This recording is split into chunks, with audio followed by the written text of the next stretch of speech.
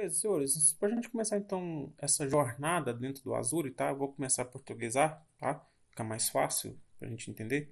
A gente tem que ter alguns conceitos, tá? Em mente para poder entender o que que o Azure, eu vou dar embananada, tá? A Azure propõe, tá? O Azure, né? No Azure, o que que ele propõe para a gente poder entender como é que possa mexer, o que que pode mexer nas ferramentas, o que que ela pode trazer de benefícios para minha empresa, para o meu negócio, tá? Então é bom entender um pouco isso aí. Até porque a Cloud Computing, tá? Cloud Computing, falando bonitinho em inglês aqui, todo frufru, não se resume só o Azure, tá? O Azure, né? A AWS, tá? Esses DevOps aí, tá? O Google Cloud, enfim. Cloud Computing está basicamente em tudo que a gente mexe nessa questão de tecnologia, beleza? Mas então, que diabos é isso então de Cloud Computing, tá? Ou vamos portuguesar, né? Por que não? Computação em nuvem, tá? Então eu trouxe essa definição aí. A tecnologia que busca disponibilizar sob demanda recursos diversos através da internet. Lindo, espetáculo, né? Mas entendi bosta nenhuma. Mas o que que é isso então? Cara, é você poder acessar as coisas pela internet em qualquer lugar. Basicamente é isso, tá? E não é só o foco aqui do curso é o Azure, né? Mas não é só isso não. Como eu falei antes, então, tem N coisas que estão envolvidas então com a computação em nuvem, tá? Stream, né? Stream, né? Essas plataformas que a gente conhece aí de vídeos, de séries. É um exemplo, tá? Você pode assistir. Bom, tecnicamente, né? Depende da frescura da plataforma que você estiver utilizando. Mas tecnicamente você pode assistir onde que você quiser, na hora que você quiser, com o recurso que você quiser, seja computador, seja notebook, seja celular, seja um tablet, enfim.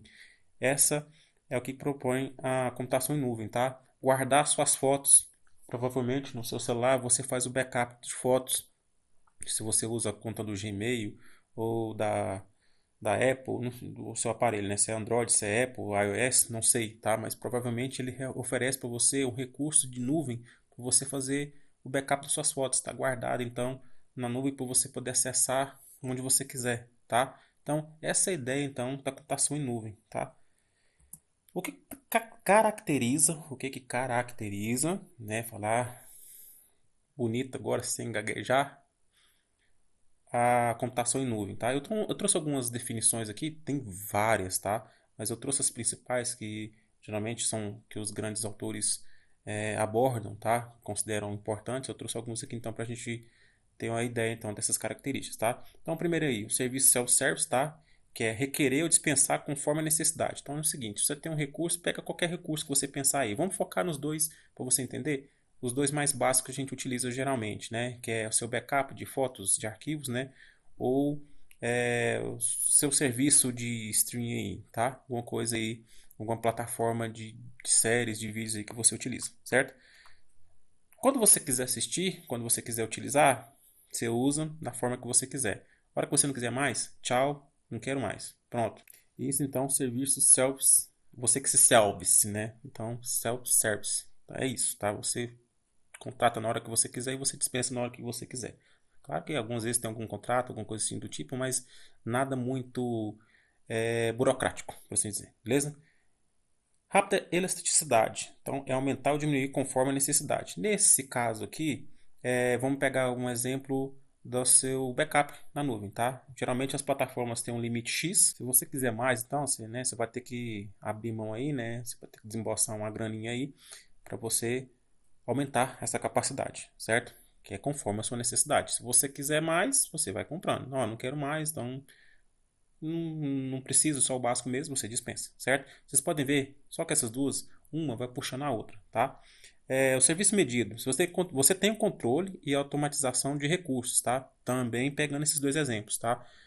Você utiliza o que está lá disponível na hora que você quiser. Se você tem um recurso X lá que eu nem utilizo, mas está lá. Se você não quiser utilizar, o problema é seu, tá lá. Na hora que você quiser, tem a opção, certo? Outra opção também, outra característica, aliás, desculpa, é o pool de recursos, que é atender, atribuir, retribuir a vários consumidores de acordo com a demanda, tá? O melhor exemplo aqui é compartilhamento de senhas, né, dessas questões então, que tá até uma coisa meio chata aí, né? Então, você pode compartilhar até onde eu quero. Mas, é claro que é dinheiro, mas algumas coisas são questão de segurança também, tá? Mas é um exemplo que dá pra gente utilizar. Então, você vai retribuindo, tá? Você tem uma conta, se você quiser compartilhar com alguém, você vai lá e compartilha. Se você quiser compartilhar só alguns recursos, né? Um exemplo claro mesmo, claro, desculpa, né? Um exemplo claro.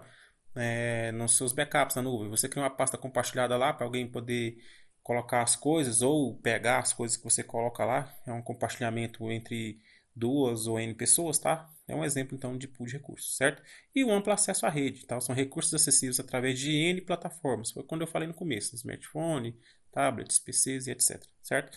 Essas características aqui, essas duas coisas que eu coloquei aí, ó, essas reticências não, asterísticos, tá? Eu peguei segundo o NIST, tá? O NIST, então, é a plataforma dos Estados Unidos, né? Que é a plataforma, não, desculpe, Instituto Nacional de Padrões de Tecnologia. Já estou trazendo para o português, tá? E isso aqui, tudo que eu falei, claro que tem mais coisas, é aplicado de forma automática na maioria das vezes. O que isso quer dizer? Você nem vê, tá? Já está configurado. A nuvem já configura isso para vocês. Você utiliza o recurso no máximo. Beleza? Continuando, então. É o seguinte, a partir de agora então eu já vou entrar mais dentro do Azure, tá? Então, as informações que eu vou comentar aqui agora já é mais voltada para dentro do Azure, certo? Por que que utilizar então? Quando você pensa em utilizar um recurso como o Azure ou uma plataforma semelhante, tá? Porque você espera de alguns benefícios, tá? Mas uma coisa que eu vou focar muito a partir de agora é sempre a importância da análise, tá? Então, você não pode simplesmente, vou usar o Azure agora porque tá na moda e acredito que vai trazer muitos benefícios para mim. Mas que benefícios, tá? Você precisa realmente disso, tá? Porque gera um custo, tá? Por mais, a primeira que eu já coloquei, reduzir custos operacionais.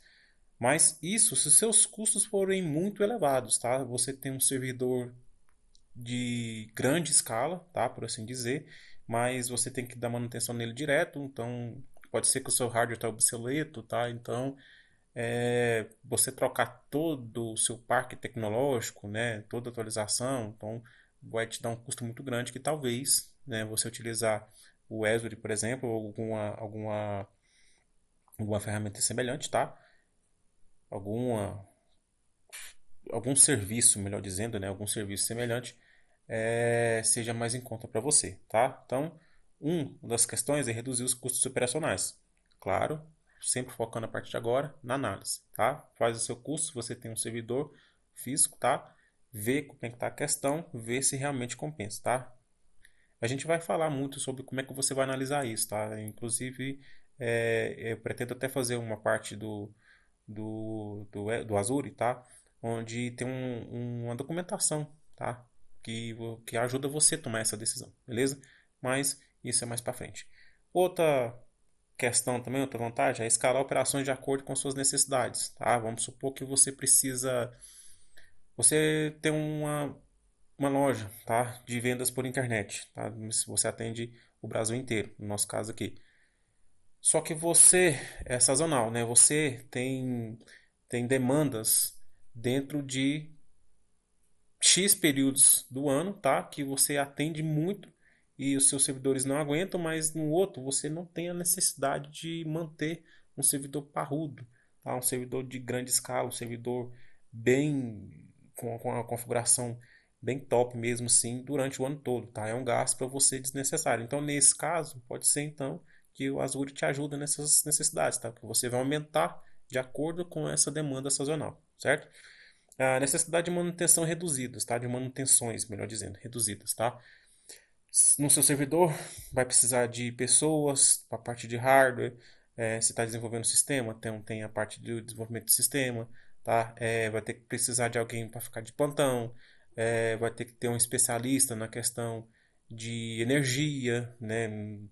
Não está muito relacionado com a área da TI, assim, geralmente isso não é responsabilidade de um profissional de TI, essa questão de energia, mas você vai precisar, né? Porque não é só ligar uma tomada qualquer, gera muita energia, gera muito calor.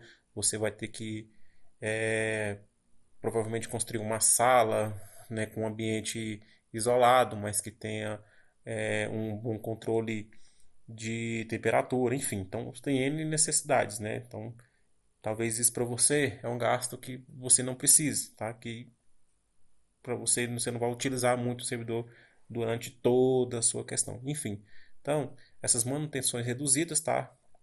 Ainda vai ter, lógico, tá? Mas, por exemplo, mesmo, questão de energia, né, de otimização de energia, de temperatura, já não é contigo, tá? Então já é a equipe, então, no nosso caso aqui do Wesley. Então, já é uma questão a analisar, certo?